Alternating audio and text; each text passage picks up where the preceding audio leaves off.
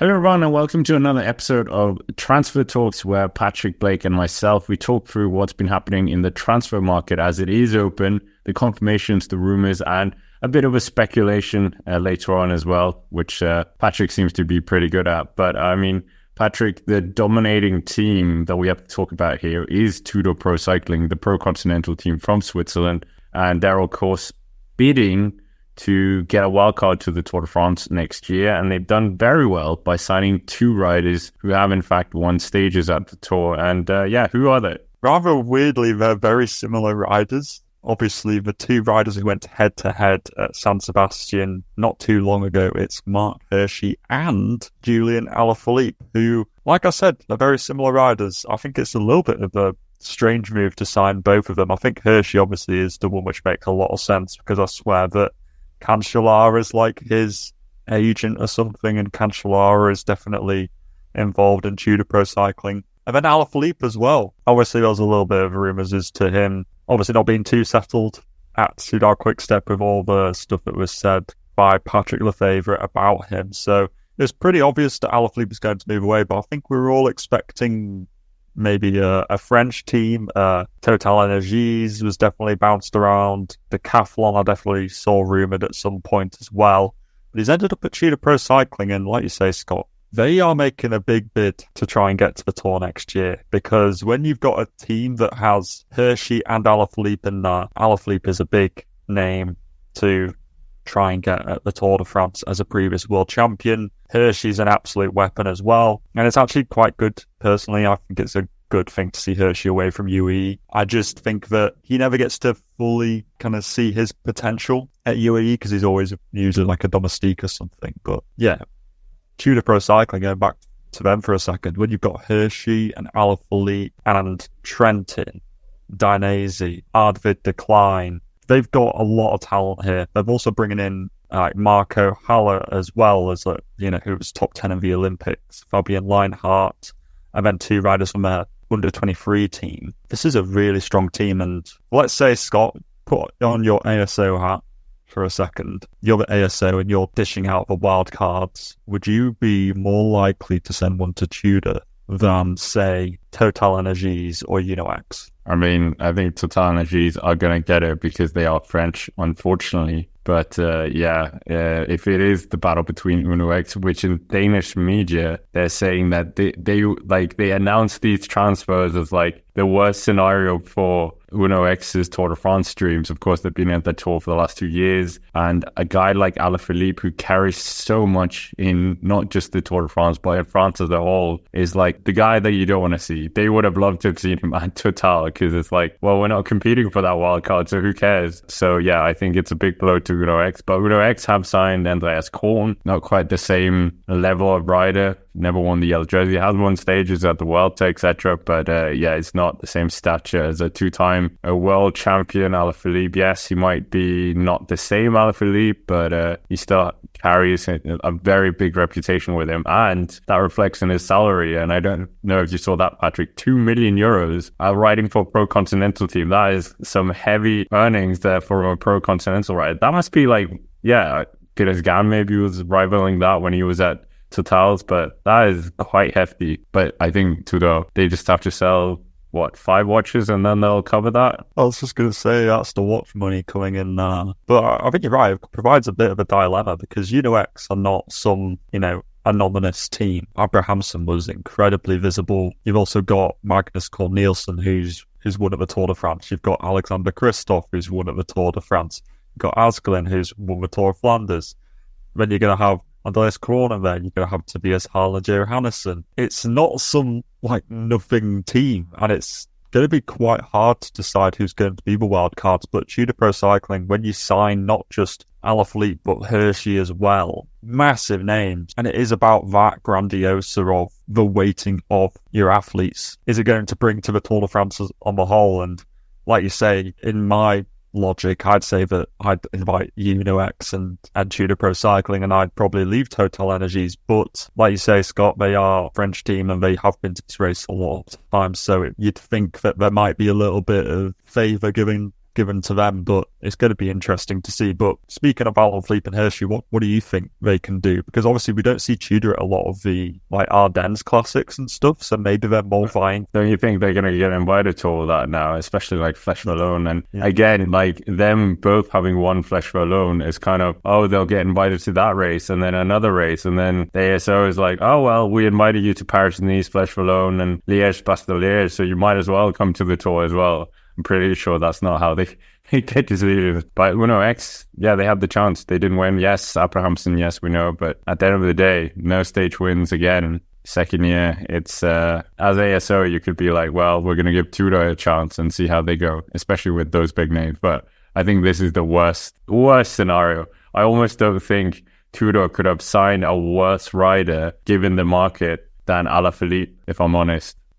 Who else could have done as much damage? Simon Yates? Nah. I think Alaphilippe, because he's French. He's like a French darling. Yeah, that's true. Yeah, it's definitely going to really make the ASO force their hand on kind of who they're going to invite. But I think you're right. They're trying to, ultimately, when you've got 2 winners of the Flèche Wallonne, you're going to try and get an invite to there. And because these are also ASO run events, you're going to try and gain favour by doing well in those races. And then, well, you've been in these races and you've done well, so you're going to get into the Tour de France, the main event, where, let's face it, if they did get invited, they'd be very likely to win a stage when you've got Hirschi and Alaphilippe, who are going to be back on like full breakaway, trying to win punchy stages, getting in the breakaway. It'll be great to see them both kind of back when in like the heyday where, you know, Alaphilippe always had free reign to do his own thing, and Hirschi back in like the 2020 days at Sunweb when he had full reign as well. So I think there's some great signings, and probably the team which I think I'm most excited to see how we're going to do next year. Well, speaking of another team that you're not excited about, Ineos Grenadiers have been in the news yet again. Actually, no. Yeah, well, no, it is. It covers. I was about to say we missed Soudal Quickstep because we were going to talk about a rider going to Soudal Quickstep, but he's leaving, and that is Ethan Hayter, of course, his brother, taking up pause as well from cycling, which was very sad to see. Such a young rider, former under-23 Giro d'Italia winner. And I mean, we see this sometimes with young riders. It's just very different at the World Tour level. I always remember Darren Campbell Flakemore. He was like an under-23 world time trial champion, had 1 year with BMC and then just called it quits. And yeah, it's a bit of a shame because so much was talked up about him. And I don't know if you know this, Leo Hayter's agent used to be or still is a firm owned by the world champion boxer Anthony Joshua. Random facts. I mean, they're both Londoners. Maybe that's the thing. But that aside, Ethan Hayter going to Soudal Quickstep, this seems like a great signing for Quickstep, to be honest. And maybe Ethan Hayter can get that big of a Quickstep effect that we've seen a lot of riders get, including Marc Cavendish. Yeah, I think this is a good signing for him, good signing for them, and see if it works out. I like it as a move. I think he fits in there. I think, the days at Ineos, the results weren't coming anymore. Like outside of some TTs or prologue top 10s, just the results weren't there. It wasn't the Ethan Hayter of like a few years ago. And I think you're right. He's a great talent, and I really hope that he gets a little bit of like rejuvenation at Soudal Quickstep, which has happened to so many riders over the years. But British champ, so he's going to have that cool jersey as well. Going to be on the, the S-Works setup rather than like the Ineos setup. But there's been a lot of talk about, Dan Bingham said to Telegraph that they're leaving a lot of performance. Maybe Hayter's realising that. Maybe he's like, well, Soudal Quickstep seem pretty zippy at the moment. Let's go over there. So I think it's a great addition, and I really hope we get to see him fighting for some sort of points classification in a Grand Tour. We've never really seen him at a Grand Tour. He went to the Vuelta, but he didn't do that great. And I think that Hayter just needs a little bit of a reboot. I want to see the Hayter of a few years ago. Yeah, I think Soudal Quickstep, obviously they've got their big sprinter in like Tim Merlier and their future star in like Lamperty, but I think Hayter could be really good even as a medium mountain support for Remco. Yeah, absolutely. I really like Ethan Hayter as well, and I think we both do, and we want to see him get that kind of, because he's done won a lot of stage races. Remember, he won the Tour of Polnas one at one stage, the Coppi Bartoli one as well. But that aside, going to his team that he's leaving a lot of things on the table, apparently, like you said, via Dan Bigham. But not because of Dan Bigham. You know what I mean. But they are signing another, as you say it, very Ineos Grenadiers rider, Artem Smit, who is the under-23 US national time trial champion, 20 years old, almost like he should fit into an Ineos Grenadier development team, but they have decided no. So they're adding that to the whole host of riders. We've seen them. People who have listened to the transfer talks this year will have heard you say that big list. Theodor Storm, you've got, who else was it?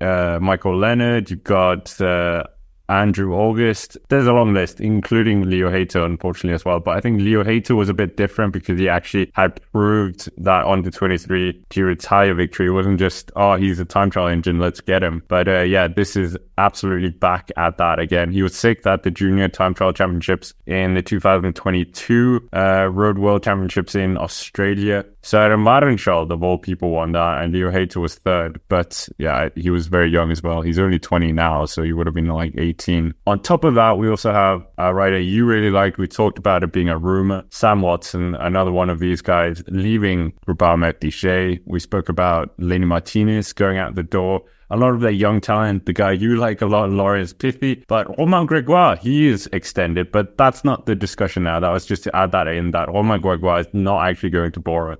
So at least they've saved someone. They were like, please, Roman, stay. We will give you anything. You can have full leadership the whole season. But yeah, Ineos Grenadiers, more signings, and yeah, just meh. Just meh. I quite like Sam Watson going there, I guess. Yeah. It's an okay move. I think it's just like it's like when you change career paths, but you just kind of go horizontally. And it's not really a step up. Whoa. You just said going from Groupama FDJ to Ineos is not a step up anymore. It used to be like you were going from in the middle of the table up to top three. Now it's like... Yeah, I think it's because I just think that there's definitely just been a change in the tide with Ineos Grenadiers. I don't know what it is, but even like Bingham leaving, Rod Ellingworth, he's left to go to Bahrain again. It just seems like the team's a little bit on shaky ground at the moment. But I'd say that why I say that it's a horizontal, like lateral move is because there's more leadership to contend with at Ineos Grenadiers, where you're not going to be able to shine through as much as, say, Groupama FDJ, where you probably get quickly a little bit more leadership rather than being kind of told to go and guard somebody. So that's kind of my reasoning behind that. In reality, it's all, it's inevitable, isn't it? A British rider ends up going to the British World Tour team in a very similar way to how like Ben O'Connor has gone to Jake Walula. It's just how things work. But it'll be a cool move. Although I do feel like we've seen some fantastic British talent go to the Ineos Grenadiers. We've seen Connor Swift, we've seen Ben Turner, and now we're seeing Sam Watson, and it always feels like they eventually just get pummeled into a domestique role. And so I just really hope that's not going to be the case this time around. And my opinion on Schmid is good luck to him. I hope you make it out of the Ineos mince machine alive, because it's about 1 in 10 riders that end up actually making it through there and making a career of themselves in the Ineos Grenadiers. The rest of them get chewed up and spat out, and they leave the sport far too early because they're just mentally done with the sport. So that's my little rant over with. Yeah, I mean, he's coming from Hagen's Axel Merckx team, like Leo Hayter. So I was about to say he should go to Axiom Birmingham or whatever they call it. And it's like, no, he's already there. Why not just take an extra year just to, but no. Oh, well. Tell me, where is Andrew August and Michael Leonard in the Tour de l'Avenir? We're recording this, I think 1 day before the big finish in the Tour de l'Avenir. So we don't actually know who's won. Only you, the viewer, will know that. But yeah, as the last time I checked, he was hovering around outside the top 10, his second Tour de l'Avenir. And it's like, this is completely hijacking. We talked about this. World Tour riders should not be in the Tour de l'Avenir. Like that, I don't care what age you are, Tour de l'Avenir should not have World Tour riders in it. It can have riders who have World Tour contracts coming up, but not World Tour riders. I think that is so wrong. On yesterday's stage, the really big one with the Col de l'Isola, and he finished 118th, 37 minutes down. So there's Ineos Grenadiers bright future hope for GC in the future, finishing 37 minutes down. I don't get why these teenagers keep going to this squad. They just do not. They don't produce the talent. I don't get how teenagers keep going here. Just go somewhere else, please. Go to any of the other development teams, and you'll do so much better. Like UAE Gen Z team. But, I mean, just sticking on Ineos Grenadiers, Tom Pidcock, we talked about him. There hasn't really come any real big new pushes in where he's going to be going, but this Melissa bike was popping up. I don't really understand that one. We know that his kind of, what would you say, his kindred spirit, because they're both Olympic mountain bike champions of Bravo. She's going to this Melissa bike, so maybe he's just following her because they have the same thing. But I mean, at this Melissa bike, there is a Wout van Aert who wants to do a lot of those races, but I think you mentioned this, that they do actually have that Amstel Gold kind of missing part, so maybe it could be slotted in. Yeah, I think they do miss that one day Ardennes racer. Like, I know that Wout can do that, but and also we didn't see that this year because of his crash in Dwars-Dorflandre. But I would say that Pidcock could work there just because they don't have a big leader for it. Like, yeah, they've got Benoit, who's definitely done, he's finished on the podium of Amstel before, and he's done well in La Flèche Wallonne, Liège, and whatever. But I do consider Pidcock to probably be a little bit of a level above that. And I mean, Jonas isn't going to do it because he gets dropped in San Sebastian. So yeah, so Pidcock in theory would work at this Melita bike, I think. Whether he ends up there, I have no idea. At least they have a cyclocross bike. It could work. And I mean, how are your senses on this one since you got the Simon Yates one right? We have to be careful because I think they do actually watch us now for reasoning. Ineos should watch us. They need the help. I'd probably say that I don't think it's going to happen. That's my instinct. Just because I think that Pidcock will know that in a Grand Tour he won't get that much freedom. And I don't know, obviously he talks some big game about wanting to win the Tour. That's probably not going to happen when you got Jonas Vingegaard on the same team, let's face it. He'll probably have to be a domestique. I'm not sure how much he'd like that. So I'm not fully convinced that he'd go to be a domestique just at the Tour. But at the same time, he may also realise, like Hayter, maybe he's like, well, the Ineos Grenadiers is kind of like stagnant in the water. It's not really progressing as much as he might like. And maybe he might be like, well, this Melissa bike is doing really well, so let's go and jump ship and go over to there. So I'm going to give it like a 30% chance. Fair enough. I mean, I think it's probably Red Bull Bora-Hansgrohe that's going to be happening, but that's not exactly a hot take. But one rider that you like quite a lot, Finn Fisher-Black, he is going to Bora-Hansgrohe. That one quite surprised me a bit. Okay, maybe not, because we're starting to see all these UAE guys going to UAE get a huge salary bump, like we talked about a long time ago with Marc Hirschi. He went from 70,000 euros a year to 1 million. Like, who wouldn't do that for doing the same job? I think for a UAE, it is very easy to get lost in the fray of all the talent at UAE Team Emirates. And I think that if Finn Fisher-Black stayed there, he'd end up just being a domestique, and maybe he'd get like co-leadership at, Tour of Poland or, some smaller stage race. But I think that if he... Or Yorkshire. Oh, no, too soon. Well, you can't even have that one, Scott, because the race isn't on. Joke's on you. I'm already hurt for that one. I mean, I'm bleeding as well. I'm already dead. I like the move to Red Bull Bora-Hansgrohe. I think he'll get a little bit more freedom, and hopefully he'll get a bit more opportunity to explore himself as a stage racer, because I think he's got some pretty decent potential in that. So I like that as a move. And also Piffy's going there, so we get the nice little like Kiwi contingency going on in Red Bull Bora-Hansgrohe. So that's quite cool, isn't it? I like that. Well, moving on, because this one's the one we've been avoiding. Alberto Bettiol going to Astana, Kazakhstan. Okay, Astana have had quite an Italian theme to it, and a lot of the staff are Italian, etc., etc. Yeah, this one caught me off guard. And then as well, I don't know if more surprising, while Pool's going there. So quite a interesting double act. We know they've got their Chinese sponsor coming on board now, so there is a lot more money. Mark Cavendish going off their books as well, so that helps as well. But yeah, is Bettiol and Wout Poels going to be the riders that drag them out of their problems in terms of the World Tour rankings? Bettiol could be. I'm not sure about. Really? Well, this isn't 2019 anymore.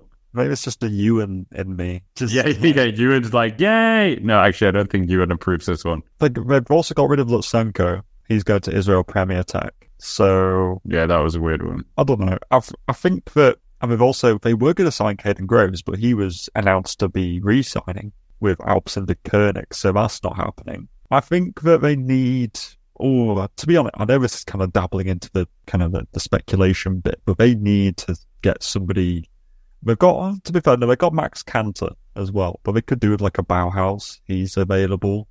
They could do with a little bit of a bolstering of their sprint train. There's a lot of riders who have been involved in some good sprint trains, like Turnison, for example, could be a good one. There's some young sprinters up on the market as well. I'm not sure if Astana are going to solve the problems by signing more stage hunters, basically, in the shape of like Bettiol or Wout Poels, or I think like Nicola Conchi was also announced today from Alpecin de Koenig. They're all quite similar riders. They're all quite punchy. They're all, good at stage hunting, but that's not really where you get a lot of your UCI points, and I think that's what they're targeting, because there's a little bit of the worry of a relegation battle going on. So, I don't know, what do you make of that? I like the move of Bettiol there.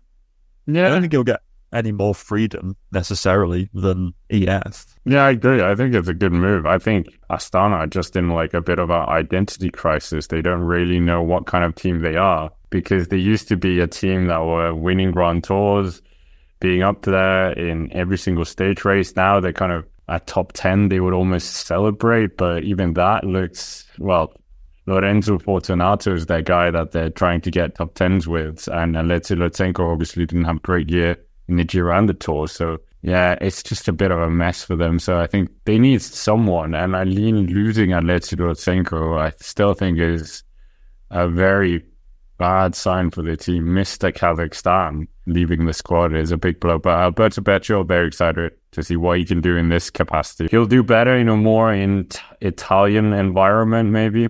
But yeah, Wout Poels, I really do like Wout Poels, but he's like, 37, 38, 39? He's in the twilight of his career. It's not like a 28-year-old Wout Poels you're signing here. I think they need a big name. Who that is, I don't know, like a funny user. We're just going to say funny user for every team. Just read a funny user everywhere, because... Pidcock to Astana, may as well. Why not? You get loads of freedom, Marc. Yeah, exactly. Do whatever you want, Pidcock. Yeah. You want to ride this tour? You want to win the tour? We'll do that. Do Villiers even have a cyclocross bike? Oh, shoot, yeah.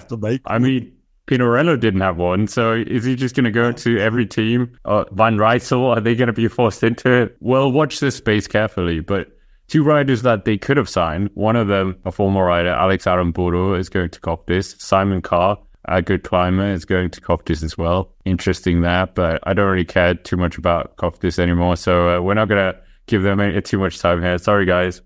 Leonard Kimner as well. We saw that awful crash he had earlier in the year with while training. I think he's going to Lidl Trek from Red Bull Bora-Hansgrohe. You saying they were starting to dilute their wage budget, or what do you want to say? Emmanuel Buchmann as well, leaving Red Bull Bora-Hansgrohe and going to Cofidis.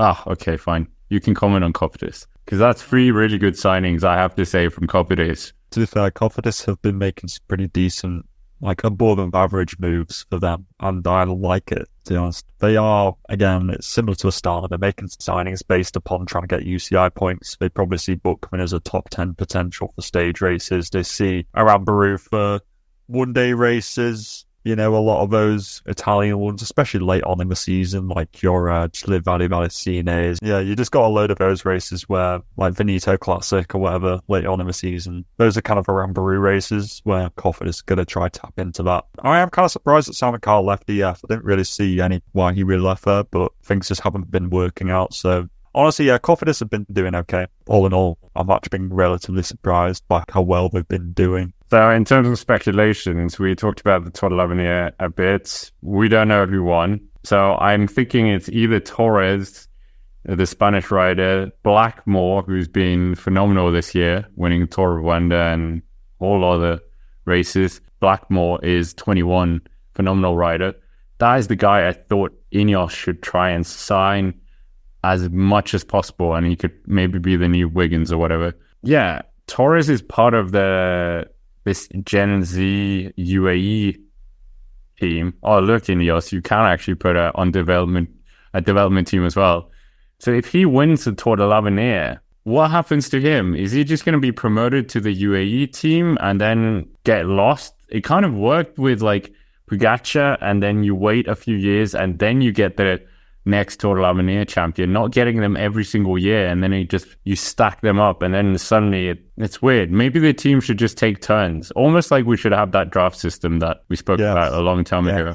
Oh, they should so implement like a NBA style draft system into all this. That would mean that Torres would go to Astana. Yeah, you'd get like basically like everybody gets a chance to win, like the winner of a Tour de l'Avenir, but it's like you get a higher weighting or a higher chance the worse your team is, basically. It just spreads talent out because, like you say, because he's on the UAE Gen Z team, the likely scenario, or the likely track is that he goes to UAE. But guess what? When you got Pogacar and Adam Yates and Almeida and Ayuso, who's still there, Del Toro is in there as well, but you've also got like Sivakov and McNulty and any other number of fantastic riders that they have. Where does Pablo Torres fit into all this? I don't really know. He is Spanish. The obvious, counter to this would be he goes to Movistar because they're Spanish and that's just the way that things work. I would like to see him go somewhere else other than UAE, to be honest, just because they've already got Pogacar. You don't need anyone else. You've already got Del Toro.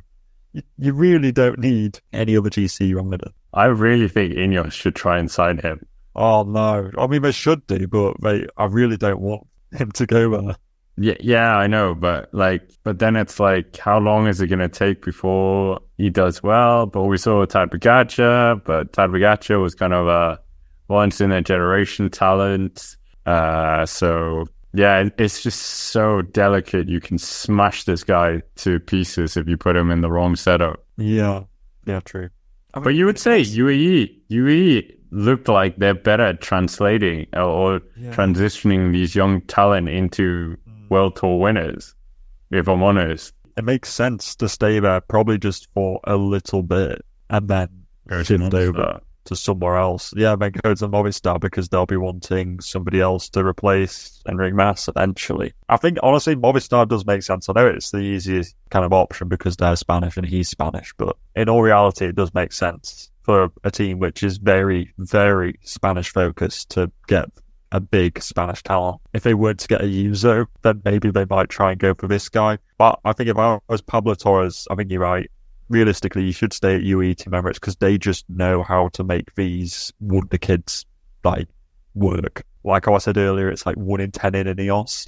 It's like 8 out of 10 in UAE Team Emirates. They've just got things working. Their system is far more dialed in by the looks of things. So I would say go UAE for a couple of years, see what happens, and then ship on over to somewhere else once you've got a little bit of a steadier look. I think Blackmore works at Ineos because he's already a proven winner at the pro level.